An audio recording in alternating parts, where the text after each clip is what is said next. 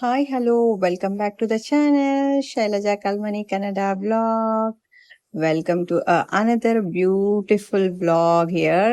ನೋಡ್ತಾ ಇದ್ದೀರಾ ಈಗ ನನ್ನ ಮಗಳು, ನಮ್ಮಮ್ಮ, ನಾನು ಮತ್ತೆ ನನ್ನ ತಂಗಿ ಎಲ್ರೂ ಸೇರಿ ಉಡುಪಿ ಹತ್ರ ಹೋಗ್ತಾ ಇದೀವಿ. ಉಡುಪಿಯತ್ತ ಬಸ್ಸಲ್ಲಿ ಹೋಗ್ತಾ ಇದೀವಿ. For A change. ಏನಪ್ಪಾ ಅಂದ್ರೆ ಉಡುಪಿಯಲ್ಲಿ ಸುಮಾರು ಜನರಿಗೆ ಗೊತ್ತಿರೋ ಹಾಗೆ ಪರ್ಯಾಯದ ಸಂಭ್ರಮ ನಡೀತಾ ಇದೆ ಸುಮಾರು ಕೆಲವು ದಿನಗಳಿಂದ. ಸೊ 17, 18 ವಿಶಿಷ್ಟವಾದ, ಇಲ್ಲಿ ನೋಡ್ತಾ ಇದೀರಲ್ಲ, ಶಿರಿಯೂರು ಮಠದ ಪರ್ಯಾಯ. ಸೊ ಪರ್ಯಾಯ ಅಂದ್ರೆ ಏನು ಅಂತ ಕೆಲವರಿಗೆ ಗೊತ್ತಿರ್ಲಿಕ್ಕಿಲ್ಲ. ಸೊ ಅದರ ಒಂದು ಕಿರು ಪರಿಚಯ ನಾನಿಲ್ಲಿ ನಿಮ್ಗೋಸ್ಕರ ಮಾಡಿಕೊಡ್ತೀನಿ. ಪರ್ಯಾಯ ಅಂದ್ರೆ ಮಧ್ವಾಚಾರ್ಯರು ಕಂಡು ಹಿಡಿದಂತ ಒಂದು ಅಷ್ಟಮಠಗಳಲ್ಲಿ ಪ್ರತಿ 2 ವರ್ಷಕ್ಕೊಮ್ಮೆ ಮಠದ ನೇತೃತ್ವ, ಪೂಜೆ ಮಾಡುವಂತ, ಏನ್ ಹೇಳ್ತಾರೆ, ಜನರ ಬದಲಾವಣೆ ಆಗತ್ತೆ. ಅಂದ್ರೆ ಮಠಾಧೀಶರು, ಸ್ವಾಮಿಗಳ ಬದಲಾವಣೆ ಆಗತ್ತೆ. ಅದಕ್ಕೆ ನಾವು ಪರ್ಯಾಯ ಅಂದ್ರೇನು, ಬದಲಾವಣೆ ಅಥವಾ ಬೇರೆದ್ದು ಅಂತ. ಸೊ ಪ್ರತಿ 2 ವರ್ಷ ಒಂದು ಮಠದ ಸ್ವಾಮಿಗಳು ಆ ದೇವರ ಪೂಜೆಯನ್ನ ಮಾಡ್ತಾರೆ. ಅಂದ್ರೆ ಕೃಷ್ಣ ಮಠದ ಏನಂದ್ರೆ ನೇತೃತ್ವವನ್ನು ವಹಿಸ್ತಾರೆ. ಪೂಜೆ ವಿಧಾನಗಳನ್ನೆಲ್ಲ ಆ ಮಠದ ಸ್ವಾಮಿಗಳೇ ನೇತೃತ್ವದಲ್ಲಿ ಆಗುತ್ತೆ. ಅದೇ ತರ ಪ್ರತಿ 2 ವರ್ಷಕ್ಕೊಮ್ಮೆ ಅದು ಬದಲಾಗ್ತಾ ಇರುತ್ತೆ. ಸೊ ಈ ವರ್ಷ 2026ರಲ್ಲಿ ಶಿರೂರು ಮಠದ ಸ್ವಾಮಿಗಳ ಪರ್ಯಾಯ ನಡೀತಾ ಇತ್ತು. ಸೊ ಅದಕ್ಕೆ ನಾವು ಹೊರಟಿದ್ವಿ. ನೋಡ್ತಾ ಇದ್ದೀರಲ್ಲ, ನನ್ ತಂಗಿ ಆನ್ ದ ವೇ ಹತ್ಕೊಂಡ್ಲು. ಸೊ ಅದೇ ಬಸ್ಸಲ್ಲಿ, ಸೊ ಫೋನ್ ಮಾಡಿ ಹೇಳಿದ್ದೆ ನಾವ್ ಈ ಬಸ್ಸಲ್ಲಿ ಇದ್ದೀವಿ ಅಂತ. ಸೊ ಅವಳು ಸಹ ಅದೇ ಬಸ್ಸಲ್ಲಿ ಹತ್ತಿದ್ಲು. ಸೊ ಆಮೇಲೆ ಆಲ್ಮೋಸ್ಟ್ ರೀಚ್ ಆದ್ವಿ. ನಾವು ಈಗ ಮಠದ ಕಲ್ಸಂಕ ಸರ್ಕಲ್ ಅಲ್ಲಿ ಇಳ್ಕೊಂಡು, ಅಲ್ಲಿಂದ ನಮ್ಗೆ ಮಠದ ಪ್ರಾಂಗಣ ತುಂಬಾ ಹತ್ರ, ವಾಕಬಲ್ ಡಿಸ್ಟೆನ್ಸ್. ಸೊ ಹಾಗಾಗಿ ಅಂದ್ರೆ ತುಂಬಾ ರಶ್ ಇರುತ್ತೆ. ಸಾವಿರಾರು ಲಕ್ಷ ಜನರು ವಿಸಿಟ್ ಮಾಡುವಂತ ಪ್ಲೇಸ್, ಮತ್ತೆ ವಿಸಿಟ್ ಮಾಡುವಂತ ಸಮಯ ಕೂಡ. ಕಾಮನ್ ಆಗಿ ಏನಿರುತ್ತೆ ಅಂದ್ರೆ ಔಟ್ಸೈಡರ್ಸ್ ಡಿಸೆಂಬರ್ ಅಲ್ಲಿ ತುಂಬಾ ಪ್ರವಾಸ, ಟೂರ್ಸ್ ಎಲ್ಲ ಆಗಿರುತ್ತೆ. ಬಟ್ ಜನವರಿಯಲ್ಲಿ ಅಷ್ಟಾಗಿ ಟೂರಿಸಂ ಅಂದ್ರೆ ಪ್ರವಾಸಕ್ಕೆ ಅಂತ ಬರುವ ಜನ ಕಮ್ಮಿ.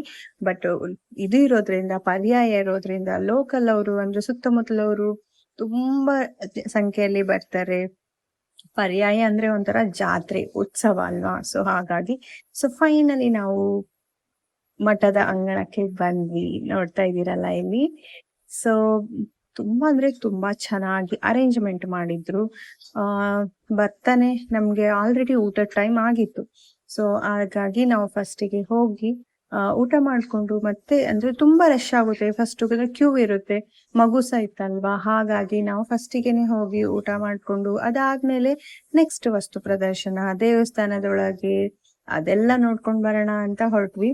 ಒಂದು ನಾನಿಲ್ಲಿ ಇಂಪಾರ್ಟೆಂಟ್ ಆಗಿ ಹೇಳ್ಬೇಕಪ್ಪ ಅಂದ್ರೆ, ಜನ ಎಷ್ಟಿದ್ರು ಅಂದ್ರೆ ಲಕ್ಷದಲ್ಲಿ ಇದ್ರು, ಸಾವಿರದಲ್ಲ ಲಕ್ಷದಲ್ಲಿ ಜನ ಇದ್ರು. ಆದ್ರೂ ಸಹ ಇಲ್ಲಿ ಊಟದ ವ್ಯವಸ್ಥೆ ಎಷ್ಟು ಚೆನ್ನಾಗಿ ಮಾಡಿದ್ರು ಅಂದ್ರೆ, ತುಂಬಾ ಕೌಂಟರ್ಸ್ಗಳು, ಅನ್ನ ಸಾಂಬಾರ್ ಸ್ಟಾರ್ಟಿಂಗ್ ಕೌಂಟರ್ಸ್, ಪಾಯಸದ ಕೌಂಟರ್, ಕುಡಿಯುವ ನೀರಿನ ವ್ಯವಸ್ಥೆ, ಮಜ್ಜಿಗೆ, ಊಟ ಮಾಡಿದಂತ ತಟ್ಟೆ ಎಸೆಯೋದಾಗಿರ್ಲಿ, ಎಲ್ಲದಕ್ಕೂ ಒಂದು ಸುಸಜ್ಜಿತವಾಗಿ ವ್ಯವಸ್ಥೆಯನ್ನು ಇಲ್ಲಿ ಮಾಡಿದ್ರು. So hats off to the ಏನಂತಾರೆ ಕಮಿಟಿ ಅಥವಾ ಅದ್ನೇನು ಆರ್ಗನೈಸ್ ಮಾಡಿದ್ರಲ್ಲ ಅವರಿಗೆ. ಸೊ ಅದಾದ್ಮೇಲೆ ಊಟ ಮಾಡ್ಕೊಂಡು ಹೊರಗಡೆ ಬಂದ್ವಿ.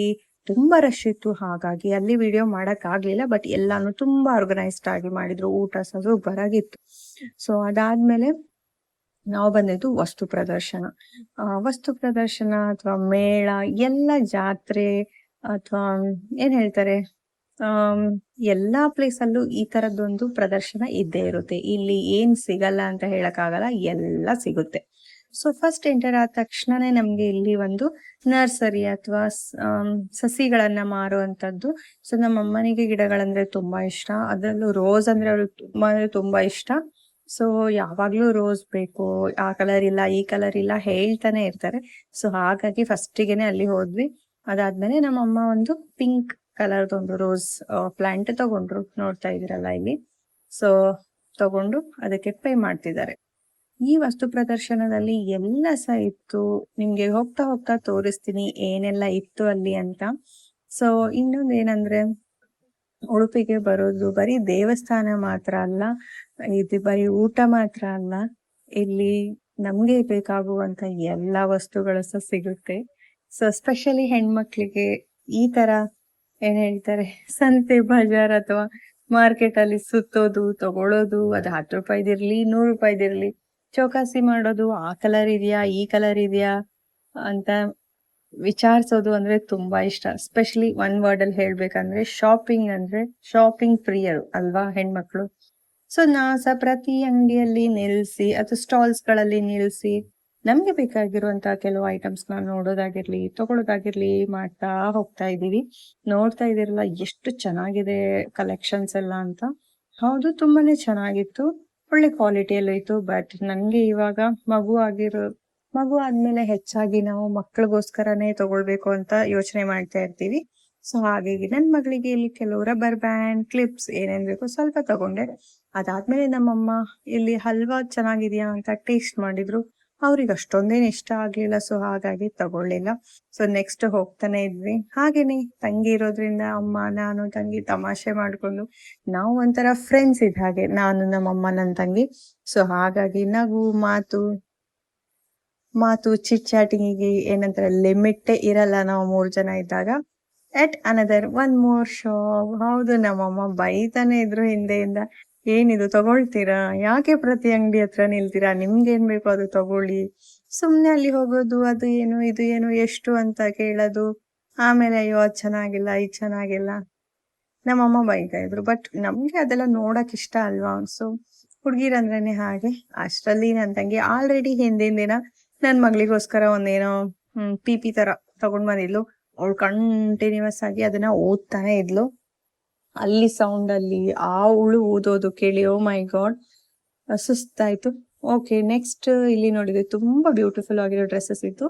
ನನ್ಗೆ ಒಂದು ಡ್ರೆಸ್ ಇಷ್ಟ ಆಯ್ತು, ತಗೊಳ್ಳೋಣ ಅಂತ ಹೋದ್ರೆ ಸೈಜ್ ಇರ್ಲಿಲ್ಲ. ಮತ್ತೆ ಅದ್ರಲ್ಲಿ ಇದ್ದದ್ ಒಂದೇ ಒಂದ್ ಕಲರ್, ಬ್ಲ್ಯಾಕ್ ಕಲರ್. ಬಟ್ ನನ್ಗೆ ಬ್ಲ್ಯಾಕ್ ಕಲರ್ ಬೇಡಾಗಿತ್ತು. ಸೊ ಹಾಗಾಗಿ ಮತ್ತೆ ಜಸ್ಟ್ ಹೋಗೋಣ ಮುಂದೆ ಸಾಗೋಣ ಅನ್ಕೊಂಡು ಜಸ್ಟ್ ನೋಡೋದು ಮುಂದೆ ಸಾಗೋದು ಹೋಗ್ತಾ ಇದ್ವಿ. ಸೊ ಇದೇ ಡ್ರೆಸ್ ನೋಡಿ ನಾನ್ ನೋಡಿದ್ದು. ಬಟ್ ನನ್ಗೆ ಅಲ್ಲಿ ಬ್ಲ್ಯಾಕ್ ಕಲರ್ ಬೇಡ, ಬಟ್ ತುಂಬಾ ಅಂದ್ರೆ ನಂಗೆ ಆ ತರ ಡ್ರೆಸ್ ಬೇಕಾಗಿದ್ದು ಆಕ್ಚುಲಿ ಹೇಳ್ಬೇಕಂದ್ರೆ. ಸೊ ನಮ್ಮ ಅಮ್ಮನ್ಗೆ ನಮ್ ಹಿಂದೆ ಓಡಾಡಿ ಸುಸ್ತಾಗಿ ಅಲ್ಲೊಂದ್ ಕಡೆ ಒಂದು ಕುರ್ಚಿ ಸಿಕ್ತು. ಓ ಮೈ ಗಾಡ್, ಕುರ್ಚಿ ಸಿಕ್ತಲ್ಲ ಅಂತಾನೆ ಪಟ್ಟ ಅದ್ರ ಮೇಲೆ ಕುತ್ಕೊಂಡ್ಬಿಟ್ರು. ಆಯ್ತು, ನಾನು ಇಲ್ಲಿ ನಿಲ್ತೀನಿ, ನೀವಿನ್ನು ಓಡಾಡ್ಕೊಂಡ್ ಬನ್ನಿ ಅಂತ. ಸೊ ನೆಕ್ಸ್ಟ್ ಬರುವಾಗ ನಮ್ಗೆ ಇಲ್ಲಿ ಬ್ರಹ್ಮಪುರ ಕುಮಾರಿ ಈಶ್ವರಿಯವರ ವಿಶ್ವವಿದ್ಯಾಲಯ ಅನ್ನುವಂತ ಪ್ರದರ್ಶನದ್ದು ಭಾಗ ತುಂಬಾ ಅಂದ್ರೆ ತುಂಬಾ ಚೆನ್ನಾಗಿತ್ತು. ಕೃಷ್ಣ ಹೇಗೆ ಹುಟ್ಟಿದ, ಅವನ ಅವತಾರಗಳೇನು, ಅವನ ಲೀಲೆಗಳೇನು, ಅದ್ರ ಬಗ್ಗೆ ತುಂಬಾ ಅಂದ್ರೆ ತುಂಬಾ ಚೆನ್ನಾಗಿ ಈ ತರ ಪ್ರದರ್ಶನ ಮತ್ತೆ ಅದರ ಬಗ್ಗೆ ವಿವರಿಸ್ತಾ ಇದ್ರು. ಅಫ್ಕೋರ್ಸ್ ಈ ತರ ಜಾತ್ರೆ ಅಲ್ಲಿ ಇಲ್ಲಿ ಹೋದಾಗ ಈ ತರ ಒಂದು ಏನು ದೇವರ ಬಗ್ಗೆ ಆಗ್ಲಿ, ಜ್ಞಾನದ ಬಗ್ಗೆ ಆಗ್ಲಿ, ಈ ತರ ವಿಷಯಗಳನ್ನು ನಾನು ತುಂಬಾ ರೇರ್ ಆಗಿ ನೋಡ್ತಾ ಇದ್ದೀನಿ. ಬಟ್ ಇಲ್ಲಿ ಅದರ ಬಗ್ಗೆ ತುಂಬಾ ಚೆನ್ನಾಗಿ ವಿವರಿಸ್ತಾ ಇದ್ರು. ಕೃಷ್ಣನ ಲೀಲೆಗಳು, ಅವನ ಕೆಲಸಗಳು, ಅಂದ್ರೆ ಒಂದು ಬಾಲ್ಯಾವಸ್ಥೆಯಲ್ಲಿ ಮಾಡಿದಾಗ್ಲಿ, ಯವನಾವಸ್ಥೆ ಆಗ್ಲಿ, ಏನೆಲ್ಲ ಮಾಡ್ದ ಅದ್ರ ಬಗ್ಗೆ ಎಲ್ಲ ಚೆನ್ನಾಗಿ ಪ್ರದರ್ಶನ ಮಾಡಿದ್ರು ಗೊಂಬೆ ರೀತಿಯಲ್ಲಿ. ಹಾಗೆ ಒಂದು ಕೃಷ್ಣನ ಮೂರ್ತಿ ಇತ್ತು ಸೆಂಟರ್ ಆಫ್ ಅಟ್ರಾಕ್ಷನ್. ಸೊ ಅಲ್ಲಿ ಎಲ್ರು ಫೋಟೋ ತೆಗೆಸ್ಕೊಡೋದು ತುಂಬಾ ಅಂದ್ರೆ ತುಂಬಾ ಚೆನ್ನಾಗಿತ್ತು. ನಾವು ಸಹ ಮ್ಯಾಂಡೇಟರಿ ಒಂದು ಫೋಟೋ ತೆಗೆಸ್ಕೊಂಡ್ವಿ. ಅದಾದ್ಮೇಲೆ ಅವರು ಧ್ಯಾನ, ಪರಮಾತ್ಮ ಅಂದ್ರೆ ಏನು, ಅದ್ರ ಬಗ್ಗೆ ತುಂಬಾ ಚೆನ್ನಾಗಿ ವಿವರಿಸ್ತಾ ಇದ್ರು. ಸೊ ನೋಡ್ತಾರೆ, ಇದು ಸರ್ವಮುಖಿ ಅಂದ್ರೆ ಅಲ್ಲಿ ಮಿರರ್ ಇಂದ ಮಾಡಿದ್ದಾರೆ. ನಿಮ್ಗೆ 4 ಅಲ್ಲ, ಎಲ್ಲ ಆಂಗಲ್ ಅಲ್ಲೂ ನಿಮ್ಗೆ ಕೃಷ್ಣ ಕಾಣಿಸ್ತಾನೆ ಆ ತರ. ಅದಾದ್ಮೇಲೆ ಏನ್ ಹೇಳ್ತಾರೆ, ಅಷ್ಟಲಿಂಗನ ಏನ್ ಹೇಳ್ತಾರೆ, ಜ್ಯೋತಿರ್ಲಿಂಗಗಳಂತ ಹೇಳ್ತಾರೆ, ಅದ್ರದ್ದು ಒಂದು ಇಲ್ಲಿ ಪ್ರದರ್ಶನ ಇತ್ತು. ತುಂಬಾ ಅಂದ್ರೆ ತುಂಬಾ ಚೆನ್ನಾಗಿತ್ತು. ನಮ್ಮಮ್ಮ ಆಲ್ರೆಡಿ ಕಾಶಿ ವಿಶ್ವನಾಥ ನೋಡಿದ್ದಾರೆ. ಹಾಗಾಗಿ ನಾನು ನಮ್ಮಮ್ಮನಿಗೆ ಹೇಳ್ತಾ ಇದ್ದೆ, ಇಲ್ಲಿ ಅಮ್ಮ ನೋಡು, ನೀನು ಅಲ್ಲಿ ಒಂದು ಮಾತ್ರ ನೋಡಿದೀಯಲ್ಲ, ಆ ಜೀವನ ಒಂದು ಪಾವನ ಆಗ್ಬೇಕು ಅಥವಾ ಮುಕ್ತಿ ಸಿಗ್ಬೇಕು ಅಂದ್ರೆ ನೀನು ಈ ಎಲ್ಲಾ ಲಿಂಗಗಳನ್ನ ನೋಡಿ ಬರ್ಬೇಕು. ಕಾಶಿ ವಿಶ್ವನಾಥ, ಕೇದಾರನಾಥ, ರಾಮೇಶ್ವರಂ ಇದೆಲ್ಲ ನೋಡಿ ಬರ್ಬೇಕು ಅಂತ ನಮ್ಮಮ್ಮನಿಗೆ ಹೇಳ್ತಾ ಇದ್ದೆ. ನೋಡೋಣ ಆದ್ರೆ ಹೋಗೋಣ ಅಂತ ಅವರು ಹೇಳ್ತಾ ಇದ್ರು. ಹಾಗೇನೆ ನೋಡ್ತಾ ಬಂದ್ವಿ. ನನ್ಗೆ ಸಹ ಆಶ್ಚರ್ಯ ಆಯ್ತು, ಇಷ್ಟೊಂದೆಲ್ಲ ನೋಡ್ಬೇಕಲ್ವಾ ನಮ್ ಜೀವನದಲ್ಲಿ, ನೋಡ್ಬೇಕು, ನಾವು ಹುಟ್ಟಿರೋದು ನಮ್ಮ ಜೀವನಕ್ಕೆ ಒಂದು ಮುಕ್ತಿ ಸಿಗ್ಬೇಕಂದ್ರೆ ಇದೆಲ್ಲ ನೋಡ್ಬೇಕಲ್ವಾ ಅಂತ. ಬಟ್ ತುಂಬಾ ಚೆನ್ನಾಗಿ ಮಾತ್ರ ಅವರು ಆರ್ಗನೈಸ್ ಮಾಡಿದ್ರು. ನಂಗೆ ತುಂಬಾ ಇಷ್ಟ ಆಯ್ತು ಇದನ್ನೆಲ್ಲ. ಅಟ್ಲೀಸ್ಟ್ ಇದ್ರ ಬಗ್ಗೆ ನಾಲೆಡ್ಜ್ ಸಿಗುತ್ತಲ್ವಾ ಅಲ್ಲಿ ಹೋಗಿದ್ದಕ್ಕೆ ಅಂತ. ಅದಾದ್ಮೇಲೆ ಇಲ್ಲಿ ಒಂದು ಶೇಷ ನೋಡ್ತಾ ಇದ್ದೀರಲ್ಲ, ಕೃಷ್ಣ ಶೇಷದ ಮೇಲೆ ಹತ್ತಿ ಕುಣಿಯುವಂಥದ್ದು ಅವನ ಒಂದು ಅವತಾರ ಇದು. ಸೊ ಅದಾದ್ಮೇಲೆ ಒಂದು ದೊಡ್ಡ ಈಶ್ವರ, ತುಂಬಾ ಅಂದ್ರೆ ತುಂಬಾ ಚೆನ್ನಾಗಿ ಹೂವಿನ ಅಲಂಕಾರ ಎಲ್ಲ ಮಾಡಿದ್ರು. ಸೊ ಇಲ್ಲಿ ನಾನು ನಿಮ್ಗೆ ಹೇಳಿದೆ, ಇಲ್ಲಿ ಪರಮಾತ್ಮ ಮತ್ತೆ ಅವನ ಮಹಿಮೆಗಳೇನು, ನಾವು ಹೇಗೆ ಮನುಷ್ಯರಾಗಿ ಹುಟ್ಟಿ ಆಮೇಲೆ ಪರಮಾತ್ಮನಲ್ಲಿ ಲೀನವಾಗ್ತೀವಿ, ಅದ್ರ ಬಗ್ಗೆ ಎಲ್ಲ ಡೀಟೇಲ್ ಆಗಿ ಹೇಳ್ತಿದ್ರು. ನನ್ಗೆ ಸ್ವಲ್ಪ ಇಂಟ್ರೆಸ್ಟಿಂಗ್ ಆಗಿ ಅನಿಸ್ತು. ನಾನು ಅದನ್ನ ಕೇಳ್ತಾನೆ ಇದ್ದೆ. ನಮ್ ತಂಗಿ ಸಾಕು ನಮ್ದೇನಿದೆ ವಯಸ್ಸಲ್ಲ ಇದನ್ನೆಲ್ಲ ಕೇಳೋದು ಹಾಗೆ ಹೀಗೆ ಅಂತ ಹೇಳ್ತಾ ಇದ್ಲು. ಓಕೆ, ಜಸ್ಟ್ ತಿಳ್ಕೊಳ್ಳೋದ್ರಲ್ಲಿ, ನಾಲೆಜ್ ತಗೊಳ್ಳೋದ್ರಲ್ಲಿ ಏನ್ ತಪ್ಪಿಲ್ಲ ಅಂತ ನಾವು ಕೇಳ್ಕೊಂಡ್ವಿ ಸ್ವಲ್ಪ ಹೊತ್ತು. ಅದಾದ್ಮೇಲೆ ನನ್ ಮಗಳಿಗೆ ಕೆಲವು ಫೋಟೋಗಳನ್ನ ತಗೊಂಡ್ವಿ. ಹಾಗೇನೆ ಮುಂದೆ ಮುಂದೆ ಹೋಗ್ತಾ ಇದ್ವಿ. ಸಂತೆ ಅಥವಾ ಜಾತ್ರೆಯಲ್ಲಿ ಈ ತರ ಅಂದ್ರೆ ತುಂಬಾ ಅಂಗಡಿಗಳು. ಬಟ್ ನಮ್ಗೆ ಬೇಕಾಗಿರೋ ವಸ್ತುಗಳನ್ನ ನಾವು ತಗೊಳ್ಬೇಕಲ್ವಾ. ಸೊ ನಮ್ಗೆ ಇಲ್ಲಿ ಒಂದು ಪಿಂಗಾಣಿ ಜಾಡಿ ಅಂತ ಹೇಳ್ತಾರೆ, ಪಿಂಗಾಣಿ ಡಬ್ಬಿಗಳು ಅಥವಾ ಉಪ್ಪಿನಕಾಯಿ ಎಲ್ಲ ಹಾಕಿಡಕ್ಕೆ ಯೂಸ್ ಮಾಡ್ತಾರಲ್ವಾ, ಅದು ಬೇಕಾಗಿತ್ತು, ಪಿಂಗಾಣಿ ಜಾರ. ಸೊ ಹಾಗಾಗಿ ನಾನಿಲ್ಲಿ 2 ತಗೊಂಡೆ. ತುಂಬಾ ಒಳ್ಳೆ ಕ್ವಾಲಿಟಿ ಇತ್ತು ಮತ್ತೆ ರೀಸನೇಬಲ್ ರೇಟ್ ಅಲ್ಲಿ ಇತ್ತು. ಸೊ ಆಮೇಲೆ ಇನ್ನೊಂದು ಮೇನ್ ಅಂದ್ರೆ ಇಲ್ಲಿನ ಮನೆಗೆ ತಗೊಂಡ್ ಹೋಗೋದು ಈಸಿ ಅಲ್ವಾ, ಇನ್ನೆಲ್ಲಿಂದನೋ ತರೋದ್ಕಿಂತ ಹತ್ರ. ಹಾಗಾಗಿ ನಾನು ಇಲ್ಲೇ ತಗೊಂಡೆ. ನೋಡ್ತಾ ಇದ್ದೀರಲ್ಲ, ಇದೆಲ್ಲ ಪಿಂಗಾಣಿಯಲ್ಲಿ ಸ್ಪೆಷಲಿ ನಾನೇ ಸುಮಾರು ವಿಡಿಯೋಗಳಲ್ಲಿ ಹೇಳಿದೀನಿ, ಉಪ್ಪು, ಬೆಲ್ಲ, ಉಪ್ಪಿನಕಾಯಿ, ಹುಣಸೆ ಹಣ್ಣು, ಈ ಕೆಲವು ವಸ್ತುಗಳನ್ನ ನಾವು ಪ್ಲಾಸ್ಟಿಕ್ ಆಗ್ಲಿ ಮೆಟಲ್ ಡಬ್ಬಿಗಳಲ್ಲಾಗ್ಲಿ ಹಾಕೋದನ್ನ ಅವಾಯ್ಡ್ ಮಾಡ್ಬೇಕು. ಸೊ ಹಾಗಾಗಿ ಆದಷ್ಟು ಮಣ್ಣಿಂದು ಈ ತರ ಪಿಂಗಾಣಿ ಡಬ್ಬಿಯಲ್ಲಿ ಹಾಕ್ಬೇಕು. ಇಲ್ಲಿ ಒಂದು ಕೃಷ್ಣನ ಮೂರ್ತಿಯನ್ನ ಇಟ್ಟಿದ್ರು.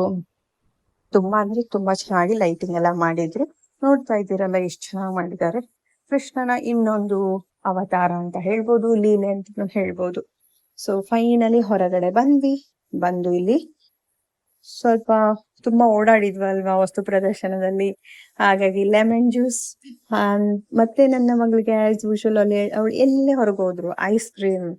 ಬಟ್ ಅಲ್ಲಿ ಏನಂದ್ರೆ ರಾಗಿ ಐಸ್ ಕ್ರೀಮ್ ನಾನು ತಗೊಂಡದ್ದು, ಇದು ನ್ಯಾಚುರಲ್, ಯಾವುದೇ ಕೆಮಿಕಲ್ ಮತ್ತೆ ಪ್ರಿಸರ್ವೇಟಿವ್ ಇಲ್ಲದೆ ಇರೋದು, ಮತ್ತೆ ಸಕ್ಕರೆನ ಉಪಯೋಗಿಸಿರಲ್ಲ.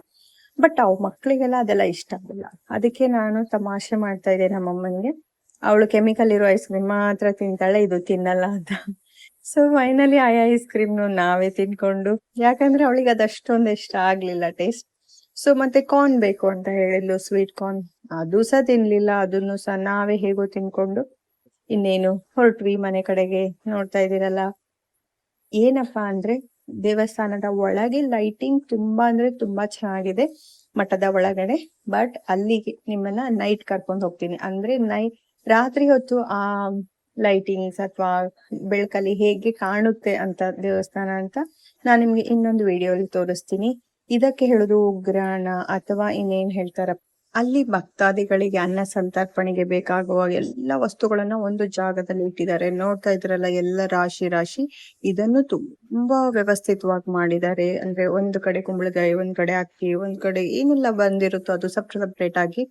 ಸೊ ಈ ತರ ನಾವು ನಮ್ಮ ಪರ್ಯಾಯದ ಏನ್ ಹೇಳ್ತಾರೆ ಟೈಮ್ ನ ಎಂಜಾಯ್ ಮಾಡಿದ್ವಿ. ನಾನು, ಅಮ್ಮ ಮತ್ತೆ ನನ್ ತಂಗಿ, ನನ್ ಮಗಳು. ನೋಡ್ತಾ ಕೆಲವು ಗ್ಲಿಮ್ಸ್ ನಾನು ಇಲ್ಲಿ ನಿಮ್ಗೋಸ್ಕರ ಶೇರ್ ಮಾಡ್ತಾ ಇದ್ದೀನಿ. Thank you so much. ನನ್ನ ವಿಡಿಯೋಸ್ ನ ನೋಡಿ ಲೈಕ್ ಮಾಡಿ ಸಪೋರ್ಟ್ ಮಾಡ್ತಾ ಇರೋ ಎಲ್ರಿಗೂ ತುಂಬಾ ಅಂದ್ರೆ ತುಂಬಾ ಧನ್ಯವಾದ. Thank you so much once again. ನನ್ನ ಚಾನೆಲ್ ನ ಸಬ್ಸ್ಕ್ರೈಬ್ ಮಾಡಿ, ಬೆಲ್ ಬಟನ್ ನ ಪ್ರೆಸ್ ಮಾಡಿ. ಯಾಕೆ ಅಂದ್ರೆ ನನ್ನ ಅಪ್ಕಮಿಂಗ್ ವಿಡಿಯೋಸ್ ಅಂದ್ರೆ ನೆಕ್ಸ್ಟ್ ನಾನು ಅಪ್ಲೋಡ್ ಮಾಡುವಂತ ಎಲ್ಲ ವಿಡಿಯೋಗಳು ನಿಮ್ಗೆ ನೋಟಿಫಿಕೇಶನ್ ಅಲ್ಲಿ ಸಿಗುತ್ತೆ. ನನ್ನ ನೆಕ್ಸ್ಟ್ ವ್ಲಾಗ್ ಅಲ್ಲಿ ಸಿಗ್ತೀನಿ. ಅಲ್ಲಿವರೆಗೂ thank you, take care, bye bye.